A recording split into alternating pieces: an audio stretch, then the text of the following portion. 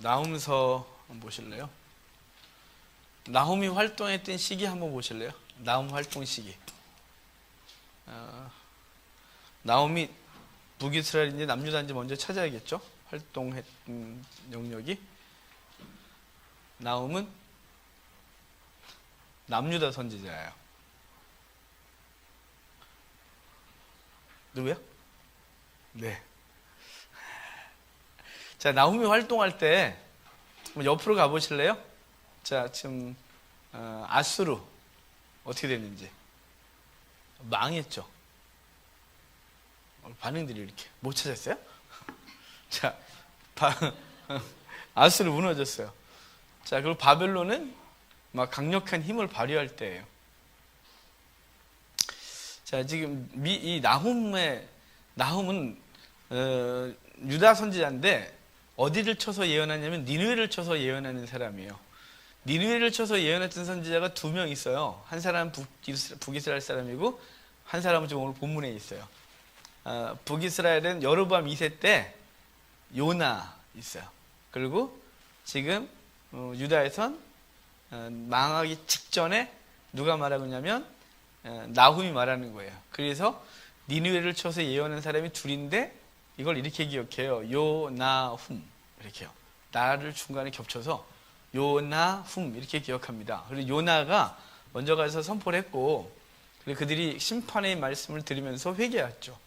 그런데 그들이 악해요. 그래서 결국은 하나님께서 그들을 멸하시는데요. 그 심판에 대한 예고를 하는 얘기가 나훔서예요.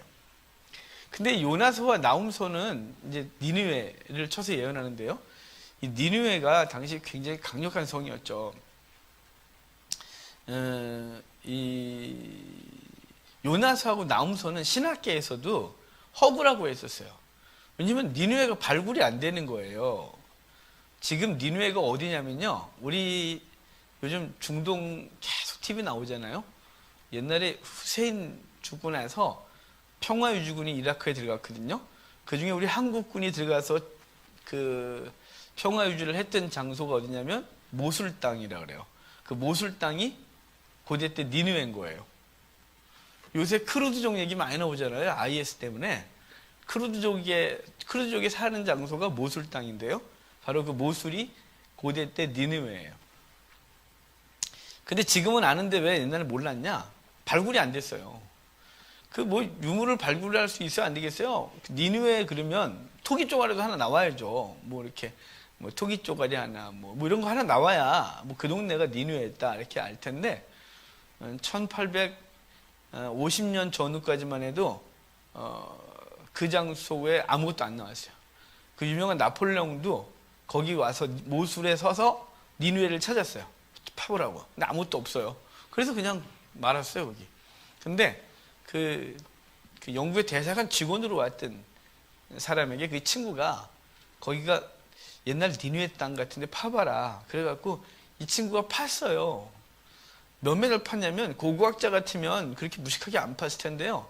무식하니까 많이 팠어요. 무식하니까 14m를 파내려 갔어요. 뭐 좀 넓게 팠겠죠. 고고학자 같으면 한 5, 6m? 열심히 파야 5, 6m 아니겠어요? 몇 메다 파고면 안 나와. 없네. 딴 데 파고 그러니까 계속 안 나왔죠. 근데 이 친구 무식해갖고 친구가 파봐 그러니까 알았어 그래갖고 열심히 팠어요. 성실한 친구 같아요. 그리고 그 친구가 니느웨를 발굴해내요. 그래서 이 신학계에서 뒤집어진 사건이에요, 그게. 그러니까 일반 사람들이 뭐 허구다 어쩌다 이거는 뭐 어차피 불신자들이니까 그렇다 치고 요나서와 나훔서는 허구다, 문학이다 이랬어요. 왜냐면 니느웨의 실체가 없는 거예요. 거기다 요나서는 동화 같잖아요. 물고기 뱃속에서 3일 있었다 그러고 거기다 뭐 제크의 콩나물처럼 막 자라다 갑자기 벌레가 먹었다 둥둥. 뭐 그렇지 않겠어요? 하루 그냥 대충 선포했는데 왕부터 짐승에까지 소복을 입고 회개하지 않나, 금식하면서. 좀 그렇지 않아요? 요나서 나훔서는 허구다 이렇게 신학계에서 했었는데 그 장소가 발굴되면서 이제 허구가 아니라 진실인 걸 알게 됐어요. 사실 이게 사건이었던 거죠. 그런데 이 나훔서를 보면서 더더욱 놀라요. 왜냐하면 왜 13m나 파내려갔냐면 이게 계속 퇴적됐던 거예요. 티그리스강 상류에 니느웨가 자리 잡고 있거든요. 원래 니느웨는 아수르의 초대 수도가 아니에요. 원래 아수르는 아수르가 도시국가를 만들어요. 그래서 그 도시 이름을 아수르라고 하고 아수르의 세력이 커지다가 다윗이 왕위에 등극할 때쯤 되면 아수르가 힘을 잃어요. 그랬다가 다시 갈라라는 그 아수르에서 티그리스강 상류로 좀 올라가서 갈라라는 도시를 수도로 삼아서 다시 한번 부흥을 꿈꾸지만 잘 안 돼요. 그러다가 우리가 이제 아수르 그러면 니느웨 이렇게 곧바로 아는데요. 바로 니느웨라는 도시. 그러니까 아수르, 갈라, 니느웨라는 이 티그리스강 상류로 자꾸 올라가면서 수도를 만드는데요. 그 니느웨가 수도일 때 아수르가 가장 강력했었던 거예요. 근데 아수르가 이렇게 발굴하고 나니까 이게 13m나 파내를 갖다 그랬잖아요. 그 이유는 수장된 성이기 때문에 그래요. 물 때문에 성이 무너졌고 그 니느웨는 티그리스강이 아무 때나 범람하거든요. 그 우리 애굽의 나일강은 범람한 시가 정해져 있어요. 딱 정해져 있어요. 그때만 범람해요. 근데 티그리스강이나 유프라테스는 아무 때나 범람해요. 그래서 통제가 안 됐던 강이 티그리스와 유프라테스예요. 그러다 보니까 자연스럽게 티그리스와 유프라스 강변에 사는 사람들은 관계수로를 잘 만들 수밖에 없었죠. 그거를 물을 잘 다스려야 살 수 있었으니까. 그래서 이 메소포타미아의 이 기술이 굉장했어요. 그 나중에 고레스가 죽고 그 아들 캄비세스가 이집트를 점령하잖아요. 이집트 점령하고 가보니까 그 좋은 땅을 그냥 자연한테 맡겨놓고 있는 거예요. 나일강이 범람하면 좋고 범람 안 하면 큰일 나고. 그래서 이 메소포타미아 사람들이 가서 이 페르시아 사람들이 가서 이 관계수로를 다 만들어요. 그래서 그때부터 이집트는 지중해의 식량 창고가 되는 거죠. 하여간 그렇게 살 수밖에 없는 도시였어요. 근데 니느웨가 이 티그리스강 상류에 자리를 잡았는데요. 니느웨는 어떻게 성을 보호했냐면 성 주변으로 해자를 흐르게 했습니다. 이 해자를 흐르게 하는데 이 해자가 항상 범람을 지멋대로 하는 거예요. 어떨 때는 무지하게 범람을 하고 어떨 때는 물이 마르고. 그러면 해자가 해자로서 역할을 못 하겠죠. 또 물이 너무 많이 흐르면 그 성이 흑벽돌로 만들어졌기 때문에 버틸 수가 없었어요. 왜냐면 그쪽이 돌이 흔치 않고, 그래서 메소포타미아 지역을 가면 유적지들이 대부분 흑벽돌로 만들어진 유적지들이 대부분이에요. 흑벽돌을 구워서. 우리가 지구라트 또는 그거를 바벨탑의 원형이다라고 말하는 그 성들이 다 흑벽돌로 만들어져 있거든요. 근데 흑벽돌로 만들어져 있다는 건 물에 취약하다는 거죠. 그래서 니느웨 사람들이 뭐 어떻게 했냐면 상류에다가 그 상류에 흐르는 모든 지류마다 댐을 만들어요. 그 댐을 만들어서 그 댐을 잘 관리했죠. 그래서 홍수 때는 댐을 막았고 갈수기 때는 좀 댐을 열어서 물을 흘려서 항상 수위를 유지했던 성이 니느웨예요. 그러다 보니까 이 해자는 중요한 방어 수단이기도 했고, 그리고 이건 굉장히 위험한 수단이기도 했어요. 아수르가 고대 바벨론, 엘람, 메디아 다 조공받고 있었어요. 그리고 유대 땅까지, 이집트까지 다 점령해서 가장 강력한 나라를 만들었던 사람들이죠. 근데 바벨론과 메디아, 얘네들이 화가 나는 거죠. 왜냐면 자기네가 훨씬 큰 나라, 또 전통 있는 나라인데 이거 뭐 얘네한테 맨날 당하니. 그래서 메디아하고 그 다음에 바벨론하고 혼인 관계를 맺어요. 연혼 관계를 맺고 이제 그 성을 함락하거든요. 느부갓네살의 아버지 나부볼라사라고, 그 다음에 이제 키루스라고 키악세레스라고 하는 메디아의 왕이 이제 서로 사돈 관계가 되면서 이 니느웨를 함락시키는데요. 니느웨를 함락시킬 때 했던 방법이 뭐냐면 니느웨를 곧바로 침공하지 않아요. 왜냐면 그거 성이 워낙 크고 해자가 워낙 넓고 높아서 그걸 함락시킬 힘이 없는 거예요. 뭐 너무 많은 희생이 따르는 거죠. 불가능하고. 그래서 그들이 했던 방법이 뭐냐면 상류로 올라가서 모든 댐을 확보해요. 그리고 동시에 터트려 버리죠. 그러는 바람에 댐이 그 지류에 있는 모든 댐들이 터지면서 엄청난 물이 티그리스 강으로 내려오고, 그리고 니누에는 물에 무너질 수밖에 없던 거죠. 초기에는 일부가 무너지고 사람들이 막 죽고 했지만 그것이 무너지고 나서 그냥 그걸 내버려뒀어요. 내버려두면서 자연스럽게 유프라테스의 강물을 막는 것이 됐죠. 그래서 결국은 범람을 하면서 이 티그리스 강이 범람을 하면서 니누에가 흑벽돌로 됐던 성이 무너지고, 그리고 퇴적이 되면서 14m까지 퇴적되는 일이 벌어진 거예요. 그래서 발굴을 못했던 거예요. 이 나훔서를 보면 그 얘기를 정확하게 알 수 있어요. 이 나훔서 본문에 그 얘기를 하고 있거든요. 그런데 발굴되기 전까지는 이게 그냥 무슨 소리인지 몰랐겠죠.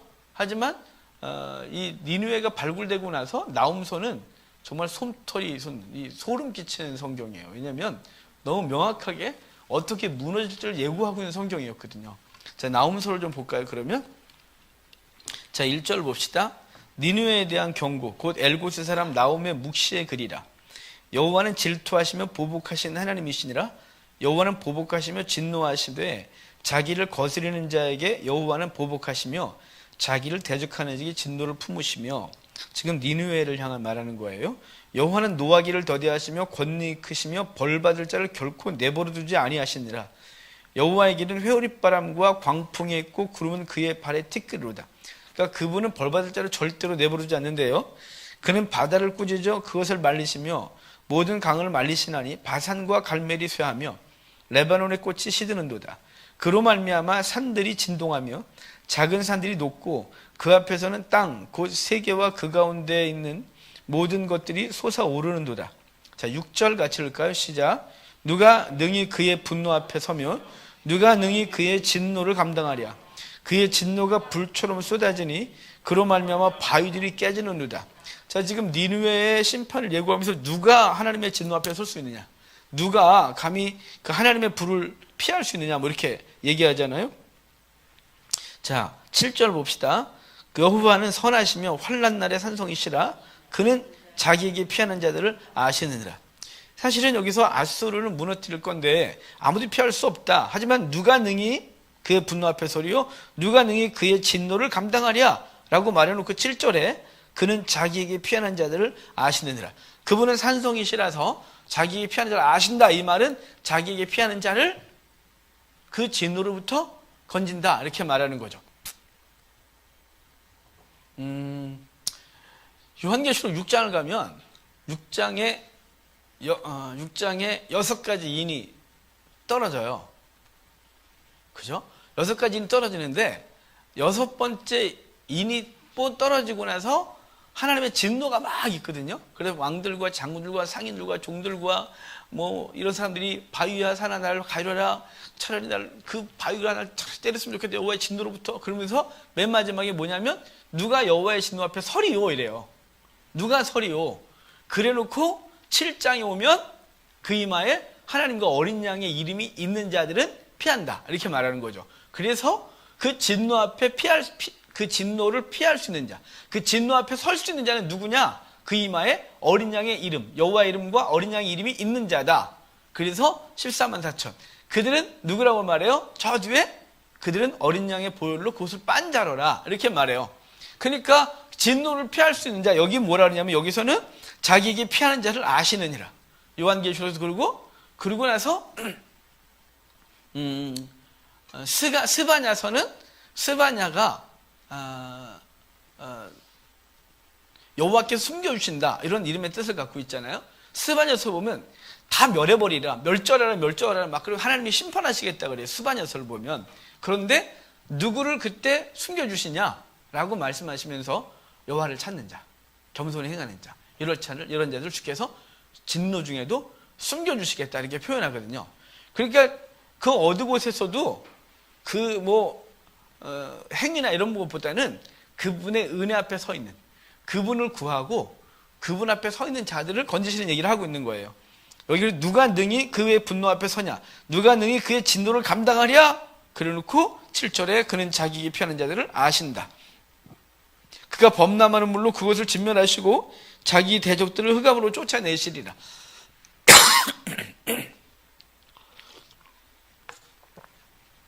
자, 범람하는 물로 그들을 치시겠다 이렇게 말해요. 그 아수르의 니느웨를 치시겠다는 얘기죠. 9절 봐요. 너희는 여호와께 대하여 무엇을 꾀하느냐? 그가 온전히 멸하시리니 재난이 다시 일어나지 아니하리라. 여기 재난이 다시 일어나지 아니하리라 이 말은 좋은 말이 아니고요. 두 번 다시 피할 수 없다는, 한 번 완전히 망했기 때문에 재난이 다시 올 일이 없다 이 말이에요.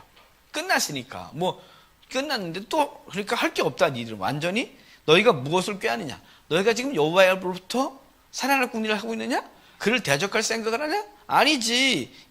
그가 온전히 멸하시리니 재난이 다시 일어나지 아니라 이 말은 온전히 멸하시리니 뭐 재난이 다시 두 번 있을 이유가 없다 이런 뜻인 거예요. 이해가 되십니까? 우리 번역이 좀 되게 묘해요 이거. 그러니까 두 번 다시 살지 못한다, 끝난다 이거예요. 가시덤불같이 엉클어졌고 술을 마신 것 같이 취한 그들은 마른 지푸라기 같이 모두 탈 것이거늘 여호와께 악을 꾀하는 한 사람이 너희 중에서 나와서 사악한 것을 권하느니라. 여기 악을 꾀하는 한 사람이 너희 중에서 나와서 사악한 것을 권한다는 말은 아수르 니느웨에서부터 악한 것이 나와서 악을 행했었다. 그래서 심판받는다는 거예요. 여호와께서 이같이 말씀하시기를 그들이 비록 강하고 많을지라도 반드시 멸절을 당하리니 그가 없어지리라. 내가 전에는 너를 괴롭혔으나 다시는 너를 괴롭히지 아니하리라. 그러니까 여기 지금 12절은 제가 다시 번역을 다시 해서 알려드릴게요. 여호와께서 이같이 말씀하시기를 그들이 비록 강하고 많을, 그들은 여기서 니느웨예요. 많을지라도 반드시 멸절을 당하리니 그 니느웨가 없어지리라. 내가 전에는 유다 너를 괴롭혔으나 다시는 유다 너를 괴롭히지 아니할 것이라. 자, 지금 문맥에서 이해되셨어요? 지금 니느웨와 유다를 앞에다 붙여주진 않은 상태에서 읽으면 이게 지금 뭔 소린지 헷갈리는 거야. 이게 우리 번역이 되게 어렵다니까요. 진짜 어려워 우리나라 번역 성경이. 여호와께서 이같이, 다시 해드릴게요. 여호와께서 이같이 말씀하시기를 그들이 비록 강하고 많을지라도, 그들은 여기서 니느웨예요. 반드시 멸절을 당하리니 니느웨 그가 없어지리라. 내가 전에는 유다 너를 괴롭혔으나 다시는 유다 너를 괴롭히지 아니할 것이라. 그러니까 하나님은 유다를 아수르를 통하여 괴롭혔다는 거예요. 왜냐하면 유다가 죄졌기 때문이죠. 하나님이 그 아수르를 통하여 그들을 깨어있게 하고 하나님 앞에 돌이키게 하려고 하는 목적이 있었단 말이에요. 근데 이제는 내가 그 도구를 멸해버릴 거다. 그래서 내가 다시는 유다 너를 괴롭히지 않을 거다. 이제 내게 지은 그의 멍에를, 그는 여기서 또 니느웨예요. 니느웨의 멍에를 내가 깨뜨리고 내 결박을 끊으리라. 그래서 이제 니느웨를 내가 멸해버리겠다. 누구를 위해서요? 유다를 위해서. 14절 봅시다. 나 여호와가 내게 대하여 명령하였나니, 여기 또 내게는 니느웨예요. 정말 어렵죠. 내가 어려워서 여러분도 어려웠을 것 같아서 어렵죠 이렇게 말하는 거예요. 저 이거 문맥을 읽으면서 이게 뭔 소리니? 왜 왔다 갔다 하노 이걸? 자, 나 여호와가 너 니느웨에게 대하여 명령하였나니 내 이름이 니느웨 아수르 이름이 다시는 전파되지 않을 것이라. 내가 네 신의 친들의 집에서 새긴 우상과 부은 우상을 멸절하며 내 무덤을 준비하리니 이는 내가 쓸모없게 되었습니다. 볼지어다 아름다운 소식을 알리고 화평을 전하는 자의 발이 산 위에 있다. 유다야 내 절기를 지키고 내 소원을 갚을지어다. 악인이 진멸되었으니 그가 다시는 내 가운데로 통행하지 아니하리로다 하시니라. 여기 지금 유다야 너는 서원을 지키고 절기를 지키고 서원을 지킬지어다. 그 악인이 다시는 내 가운데로 지나가지 못한다 이렇게 말하거든요. 다시는 왜 못 지나가냐면 이름을 못 부를 거라, 기억도 안 한다 그러잖아요. 사람들이 니느웨가 무너졌기 때문에 다시는 니느웨 이름이 다시는 전파되지 않을 것이다. 그러니까 유다야 서원 절기를 갚아라, 절기를 지켜라 이렇게 말하는데요. 무슨 서원이냐면 이런 거예요. 자, 이런 거죠. 내가 잘못 말하면 시험 듣는데 다들 개인적 감정을 자꾸 표출하면 제가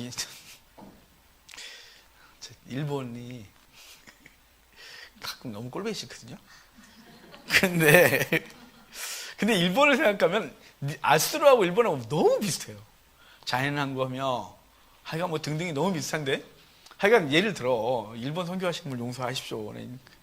일본 선교를 해야 되지만 미운 건 어쩔 수 없어서 저는 일본 선교 갔어도 예수様신입 무사다 이걸 다 하고 왔지만 참 가도 정이 안 가는 나라가 일본이었어요. 자, 어찌됐거나 저는 이거 자꾸 미안한데 자, 이런 거죠. 저 일본 저놈들이 그냥 확 바다에 가라앉으면 내 집을 팔아갖고 내 동네 잔치를 넣게 내가 뭐 이랬단 말이에요. 근데 이러는 거죠. 하나님이 황 목사 너 잔치할 준비해라. 저 다음 주에 바다로 가라앉을 거니까 이렇게 말하는 게 내 서원을 너 절기를 지켜라. 내 서원을 갚을지어다.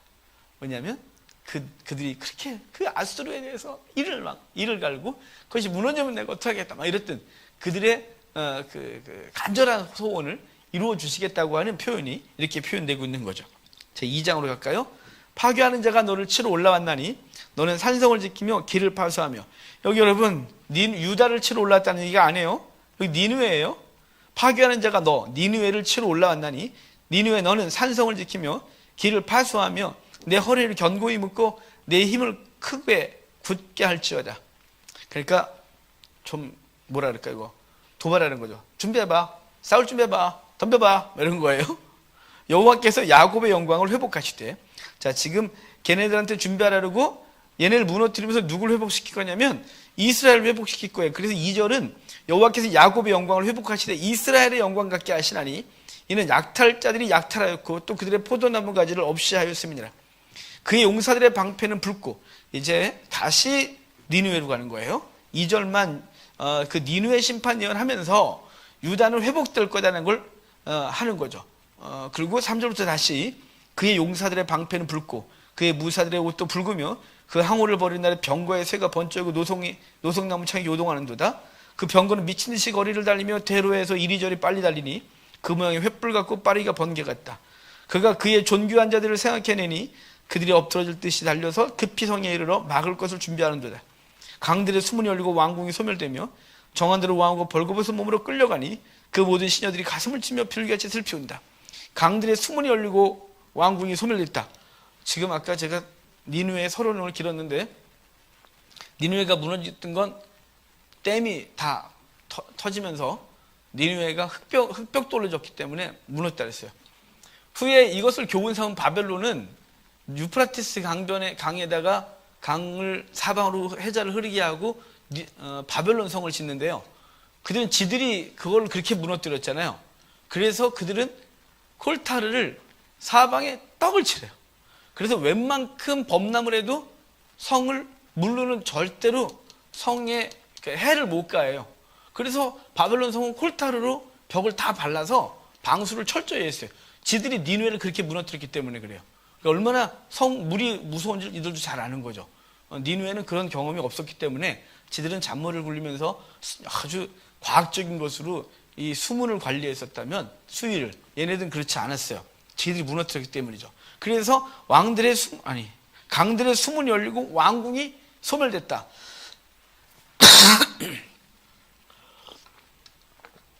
정한대로 왕후가 벌거벗은 몸. 정한대로는 당시 포로로 끌고 갈 때 다 벗기고 신발도 안 신기고 그냥 이렇게 묶어서 끌고 갔단 말이에요. 뭐 왕후니 뭐 높은 사람이니 사장님 다 필요 없어요.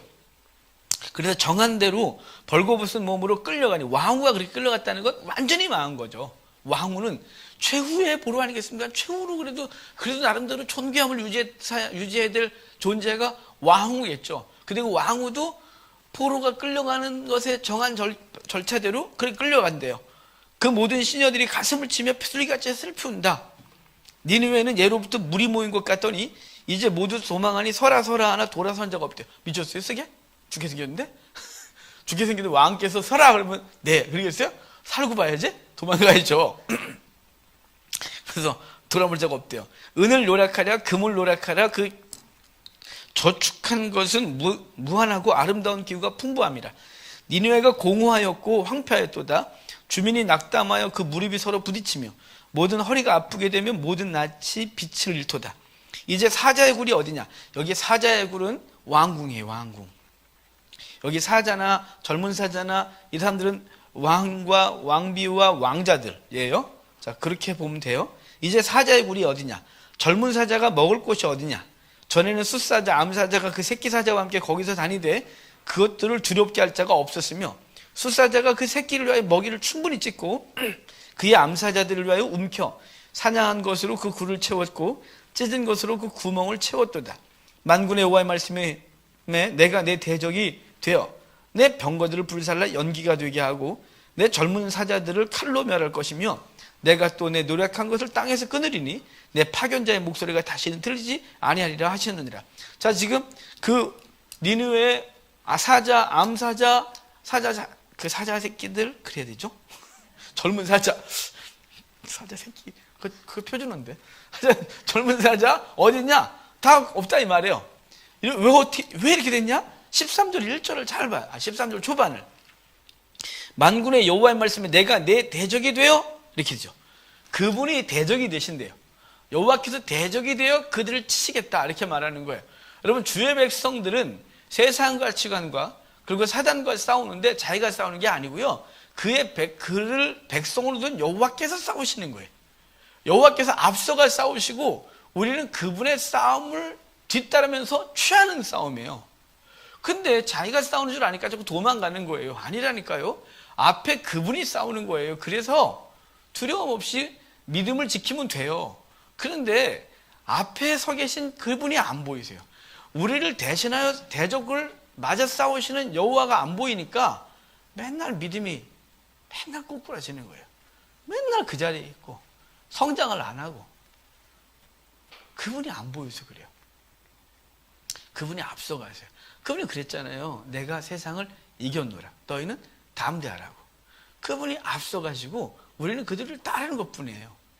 여호수아의 싸움에서 여호수아가 두려워 떨잖아요. 어떻게 할 걸 몰라서. 근데 여호와의 군대 장관이 너는 나를 따라. 그리고 그분이 앞서가시고 너희는 신발 벗어. 신발 벗으라고 그분이 진두지휘하시는 거예요.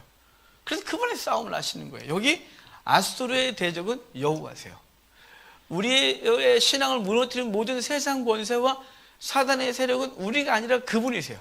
그럼 우리는 가만히 있냐? 아니요, 우리는 그분을 의지하고 그분이 앞서가신 그 길을 따라가는 거예요. 두렵지만. 예? 두렵죠. 왜냐하면 그분이 싸우신 길이 만만한 길이 아니었잖아요. 죄와 싸워야 되죠. 사단과 싸워야 돼요. 우리는 그 길을 따라가는 거예요. 기꺼이 믿음으로 유익한 것들을 포기하고 주님이 원하시는 그 길을 가는 거예요. 죽을 것 같지만 그분이 절대로 포기하지 않으세요. 자, 13절 후반 봐요. 그래서 이래 아수르, 니느웨 내 파견자의 목소리가 다시는 들리지 아니하리라 하셨느니라. 자, 지금 아수르의 파견자의 소리가 안 들린다 이 말은 사신의 소리가 없다는 거예요. 유다의 아수르의 사신이 올 때 얼마나 무서웠겠어요. 정말 무섭지 않았겠어요? 우리 중국에서 사절 떠나면 왕부터 떨었어요. 우리 얼마나 무서운지.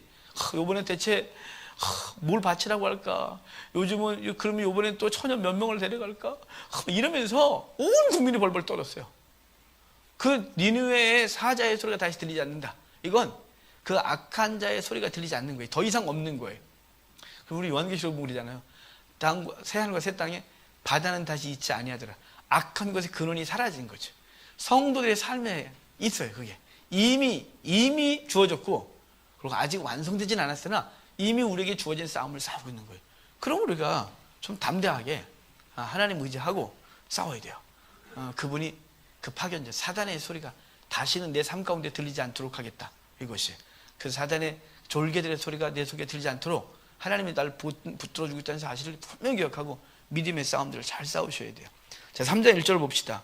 화이트 진저 피의 성이요 그 안에는 거짓이 가득하고 포악이 가득하며 탈취가 떠나지 않는다. 자, 피의 성이요. 그래요. 우리 지난주까지 미가서 봤어요. 미가서도 예루살렘을 피성이라 그래요. 그리고 여기는 니느웨를 피성이라 그래요. 나중에 이제 요 다음 성경 하박국서에 보면 하박국서에는 바벨론과 기득권 세력들을 피성이라 그래요. 피성 반드시 무너진다예요. 왜냐하면 이 피성은 피로 건축한 성읍, 누군가의 피를 흘리면서 세운 성이기 때문에 그래요. 누군가를 짓밟고 올라간 것이기 때문에 그래요. 현대 사회는 사람들이 가르치기를 누군가를 짓밟고 올라가서 높은 데 서면 최고라 생각하는 거죠. 속된 말로 장땡이래요. 여러분, 주님은 그렇게 말한 적이 없어요. 누군가를 짓밟고 올라가서 무엇인가를 세우는 걸 주님 절대로 기뻐하지 않아요. 그런데 교회들도 그러고 성도들도 그렇게 살아가는 거예요. 정말 부끄럽죠? 아까도 우리 예배 전에 요즘 검찰 쪽에서 한 번의 성추행, 그리고 그 가해자는 교회에서 간증하고 밀항 사건을 다시 보는 듯한 이 슬픈 사건을 우리 봤어요. 여러분, 정말 답답해. 전 그 뉴스 타이틀만 보고 절대 안 틀었어요. 너무 괴로울 것 같아서. 그 사람의 간증 영상이 떴길래 볼까 하다가 뻔할 것 같아서 안 봤어요. 왜냐면 그 타이틀이 그랬잖아요. 사과는 하나님께 하는 게 아니라 자기, 당사자, 상처 준 사람 자기에게 하는 거라고. 타이틀이 뭐 그런 식의 타이틀이었어요. 안 봐도 알았어요. 무슨 소리인지. 여러분, 왜 그렇게 됐을까요? 성도들도 최고의 가치가 높이 올라가는 거예요. 많이 버는 거예요. 근데 주님이 그렇게 말한 적이 없어요. 주님은 바닥에 있어도 주의 뜻대로 사는 거예요. 주님 뜻대로 살다가 손해를 보기도 하고 목숨을 잃기도 하는 거죠. 그 성도의 삶인데 언제부턴가 우리는 성공하는 사람이 하나님의 영광인 거죠. 누굴 짓밟든지 그 사람 때문에 누가 아파진지 상관이 없어요. 그냥 성공하면 영광인 거죠. 여러분, 절대 그러지 맙시다. 하나님 앞에 우리 언제 갈지 몰라요. 언제 설지 모르는데 이러고 있으면 안 되죠. 이러고 있으면 안 돼요. 저는 세상 사람도 알아요. 내일이 우리 게 아닌 걸. 그리고 그 인터넷에 3분짜리 영상 같은 게 이렇게 뜨잖아요. 근데 재밌는 타이틀에서 봤어요, 오늘. 박명수하고 유시민 씨하고 토론, 잠깐 무슨 프로인지 모르겠는데, 잠깐, 근데 박명수가 뭐 어록이 많다며요. 박명수 씨가 뭐 별별 어록이 다 있대요. 근데 그 중에서 이런 얘기를 하더라고요. 박명수 어록이라니까 이상하네, 박명수 씨가. 하여간, 박명수 씨도 기분 나쁘시겠네. 하여간 박명수 씨가 이랬대요. 뭐, 내일이 중요하지 않다. 오늘, 뭐, 즐기라는 식의, 뭐 이런 식으로 했어요. 그랬더니, 거기서, 유시민 씨는 어떻게 생각하십니까? 맞다고. 오늘을 즐기는 게 나는 옳다고 생각한다. 뭐, 가능하면 그게 옳다고 생각한다. 거기 말투가 그 둘 다, 그분들이 종교가 너무 뭔지 몰라요. 그분들의 말 속에서 이래요. 내일은 없다예요. 여러분, 내일은 우리 게 아니에요. 근데 자꾸 내일을 위해서 오늘을 누군가를 짓밟아요. 그 사람들은 이래요. 내일을 위해서 오늘을 희생할 이유 없다, 이거예요. 오늘을 즐기자인데, 저는 그렇게 생각은 않고요. 우리는 개인적인 미래 때문에 오늘을 희생하는 게 아니에요. 성도는 하나님의 나라 때문에 오늘을 희생하는 거예요. 하나님의 나라 때문에 개인적 즐거움을 위해서 오늘을 사는 게 아니라 하나님의 나라 때문에 개인적 즐거움을 포기하는 거죠. 하나님의 나라, 주의 복음, 이것 때문에 오늘 우리는 힘을 다해 사는 거예요. 즐기는 게 아니라. 그렇다고 해서 믿음 안에서 고행을 해라가 아니로 믿음이 주는 하나님께 주는 놀라운 즐거움이 그 속에 있죠. 힘이 들어도. 하지만 중요한 건 그럼에도 불구하고 내일은 내게 아닌 거예요. 그래서 너희는 내일을 염려하지 마라. 내일은 내일이 염려할 것이다. 이렇게 말해서 너희는 내일을 주장할 주제가 못 된다, 이거죠. 여러분, 그러니까 여기 피성 그러는데요. 절대로 피성을 세우지 마세요. 혹여나 뭐 내가 누군가를 짓밟고서 뭘 하려고 그런다. 누군가를 아프게 하고 내가 원하는 걸 지금 한다. 이건 하나님이 절대로 기뻐하지 않습니다. 피성은 세우는 게 아닙니다.